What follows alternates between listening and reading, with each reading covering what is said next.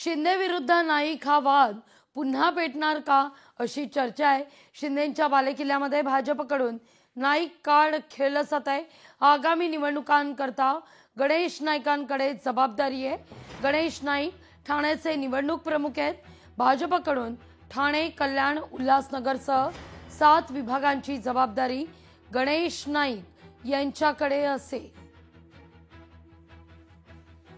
अधिक माहिती घेऊया आपल्या प्रतिनिधी भाग्यश्री यांच्याकडून। भाग्यश्री, भाजपच्या या यादीमुळे ठाण्यात मात्र डोकेदुखी वाढू शकते, महायुतीत विशेषतः शिंदेंच्या शिवसेनेत।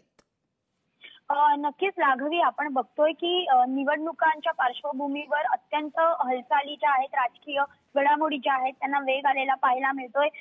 यामध्ये आपण जर बघितलं तर ठाण्यामध्ये भाजपची पहिल्यापासूनच एक भूमिका होती की आम्ही ठाण्यामध्ये स्वतंत्र लढणार, अशा पद्धतीची त्यांनी भूमिका घेतलेली होती। यामध्ये प्रामुख्याने जी नावं घेतली जात आहेत भाजपच्या नेत्यांची, त्यामध्ये आमदार संजय केळकरांचं नाव आहे, गणेश नाईकांचं नाव आहे आणि तिथल्या अनेक जे पदाधिकारी आहेत भाजपचे, त्यांची देखील नावं समोर येतात। मात्र आता जर आपण बघितलंय तर भाजपने एक पाऊल पुढे टाकलेलं पाहायला मिळतंय आणि भाजपने नाईक कार्ड जे आहे ते इथे खेळलेलं पाहायला मिळतंय।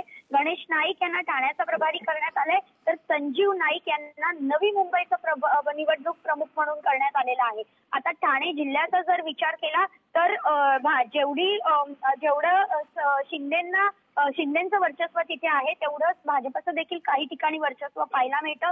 जसं की डोंबिवली सारखा भाग आहे ज्यामध्ये अनेक भाजपचे कार्यकर्ते, पदाधिकारी, नेते राहतात। आपण आपल्याला सर्वांनाच माहिती आहे की जो विधानसभा क्षेत्र आहे ते स्वतः रवींद्र चव्हाणांचं आहे। स्वतः रवींद्र चव्हाणांसारखे नेते भाजपचे ठाण्यामध्ये मोठा एक राजकीय रोल प्ले करत असतात, खेळत असतात आणि अशाच ठिकाणी पुन्हा एक गणेश नाईकांसारखा मोठा नेता तिकडे देणं हे भाजपने खेळलेलं नाईक कार्ड आहे, अशी एक चर्चा रंगलेली पाहायला मिळते। त्यामुळे आता आगामी निवडणुकीत कमळ उगवणार की धनुष्य बाण झळकणार हे बघणं महत्वाचं ठरणार आहे आणि याचबरोबर जे काही वादंग होणार आहेत ते देखील बघणं महत्वपूर्ण ठरणार आहे। कारण पूर्ण राज्यामध्ये जर बघितलं तर सध्या महायुतीकडनं हे लोक सगळे आहेत, मात्र ठाण्यामध्ये तशी परिस्थिती दिसत नाहीये आणि ही परिस्थिती पहिल्या दिवसापासूनच आहे। पहिल्या दिवसापासूनच शिंदेंना ठाण्यामध्ये प्रचंड विरोध झालेला पाहायला मिळतोय।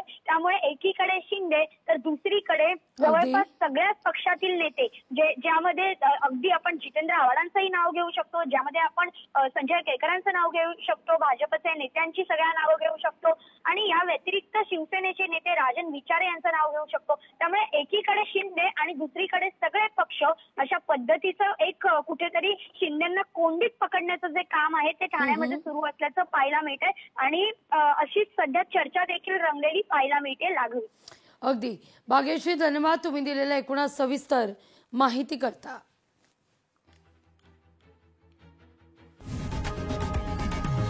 लोकशाही मराठी ऐका, पहा, जागरूक रहा।